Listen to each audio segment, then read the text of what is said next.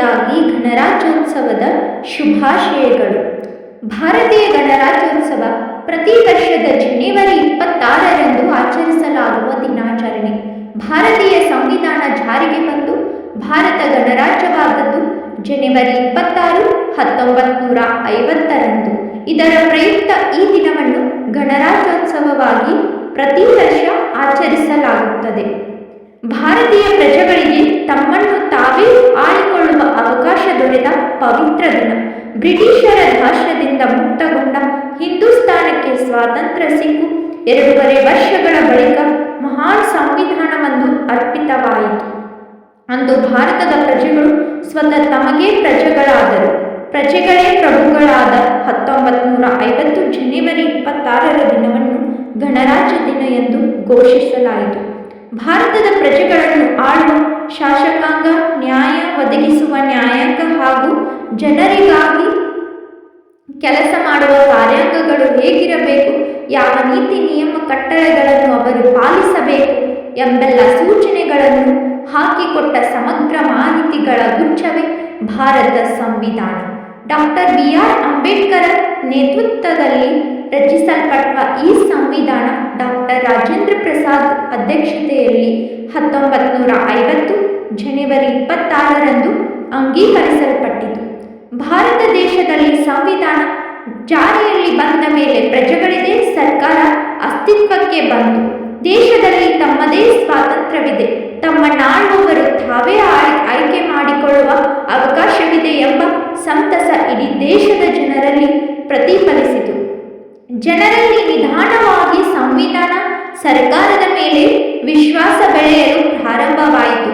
ಸಾಲು ಸಾಲಾಗಿ ಬಂದ ಪಂಚವಾರ್ಷಿಕ ಯೋಜನೆಗಳು ತಮ್ಮ ದೇಶವನ್ನು ಅಭಿವೃದ್ಧಿಪಡಿಸುತ್ತಾ ಸಾಗಿದವು. ಸಾಕ್ಷರತೆಯ ಪ್ರಮಾಣ ಹೆಚ್ಚಾಯಿತು, ವಿದ್ಯಾವಂತರ ಸಂಖ್ಯೆಯಲ್ಲಿ ಏರಿಕೆಯಾಯಿತು, ಕೃಷಿಯಲ್ಲಿ ಸಾಕಷ್ಟು ಅಭಿವೃದ್ಧಿಯಾಯಿತು, ಹಸಿರು ಕ್ರಾಂತಿ, ಕ್ಷೀರ ಕ್ರಾಂತಿಗಳು ನಡೆದವು, ನಗರಗಳು ಬೆಳೆದವು, ವಿದೇಶಿ ಕಂಪನಿಗಳು ನಮ್ಮ ದೇಶದಲ್ಲಿ ಬಂಡವಾಳ ಹೂಡಿದವು. ನಿಧಾನವಾಗಿ ಆಧುನಿಕತೆಯ ಸೆಳೆತಕ್ಕೆ ಭಾರತದ ಮಹಾನ್ ನಗರಗಳು ಒಗ್ಗಿಕೊಂಡವು. ಜನರ ಆದಾಯದಲ್ಲಿ ಹೆಚ್ಚಳವಾಯಿತು, ಜೀವನ ಶೈಲಿಯಲ್ಲಿ ಅಭಿವೃದ್ಧಿಯಾಯಿತು, ದೇಶ ವೈಜ್ಞಾನಿಕ ಶೈಕ್ಷಣಿಕ ಕ್ಷೇತ್ರದಲ್ಲಿ ಸಾಕಷ್ಟು ಅಭಿವೃದ್ಧಿ ಪಡೆದುಕೊಂಡಿತು. ಇವೆಲ್ಲವೂ ಸಾಧ್ಯವಾದದ್ದು ಪ್ರಜಾಪ್ರಭುತ್ವದಿಂದ.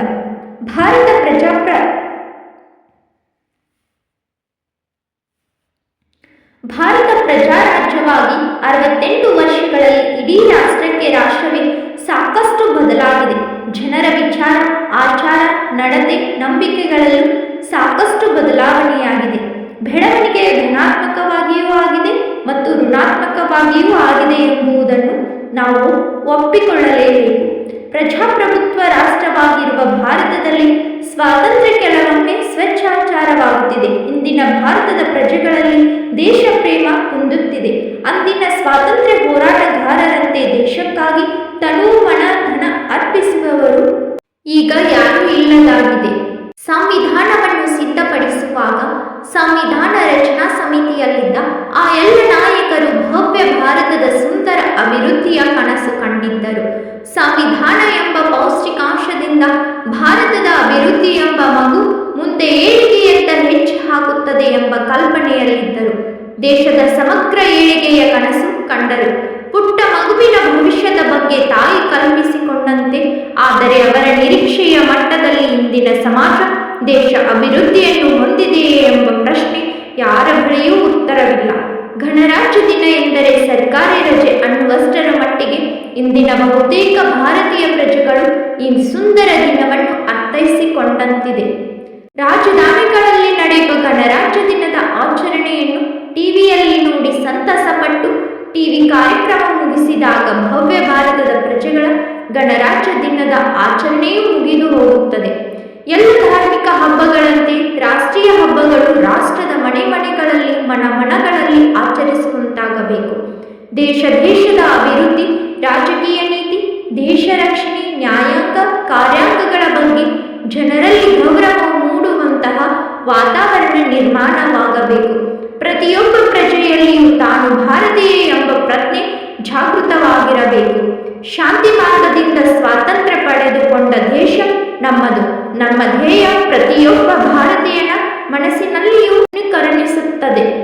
ಸುಸಮಾಜದ ಸರ್ವತೋಮುಖ ಅಭಿವೃದ್ಧಿ ಹಾಗೂ ಸಂಪೂರ್ಣ ಸ್ವಾತಂತ್ರ್ಯದ ಯಶಸ್ವಿ ದೇಶದ ಕನಸು ಕಂಡು ಆ ದೇಶಕ್ಕಾಗಿ ಬೃಹತ್ ಸಂವಿಧಾನ ರಚಿಸಿ ದಾರಿ ಹಾಕಿಕೊಟ್ಟ ಆ ನಾಯಕರ ಉದ್ದೇಶವನ್ನು ನೆನಪಿಸಿಕೊಂಡು ದಾರಿ ತಪ್ಪದೆ ಸರಿದಾರಿಯಲ್ಲಿ ಸಾಗುವಂತಾಗಬೇಕೆಂಬ ಉದ್ದೇಶ ಇಂಥ ರಾಷ್ಟ್ರೀಯ ದಿನಗಳ ಆಚರಣೆಯ ಹಿಂದಿದೆ. ಅಖಂಡ ಭಾರತದ ಕೋಟಿ ಕೋಟಿ ಪ್ರಜೆಗಳಿಗೂ ದೇಶದ ಜವಾಬ್ದಾರಿಯನ್ನು ಅಧಿಕೃತವಾಗಿ ನೀಡಿದ ಶುಭ ದಿನ ಇವತ್ತು. ಪ್ರತಿಯೊಬ್ಬ ಭಾರತೀಯನು ದೇಶದ ಅಭಿವೃದ್ಧಿಗೆ ಜವಾಬ್ದಾರನಾಗಿರುತ್ತಾನೆ. ಗಣರಾಜ್ಯ ದಿನದಂತೆ ಶುಭ ದಿನದಲ್ಲಿ ನಮ್ಮ ಎಲ್ಲ ಜವಾಬ್ದಾರಿಗಳಿಗೂ ಬದ್ಧರಾಗಿರುತ್ತೇವೆ ಎಂಬ ಪ್ರತಿಜ್ಞೆ ಮಾಡುವುದರ ಮೂಲಕ ಗಣರಾಜ್ಯ ದಿನದ ಆಚರಣೆಯನ್ನು ಅರ್ಥಪೂರ್ಣಗೊಳಿಸಬೇಕು. ಆಗಲೇ ಗಣರಾಜ್ಯ ದಿನಕ್ಕೆ ನಿಜವಾದ ಅರ್ಥ ಬರಲು ಸಾಧ್ಯ.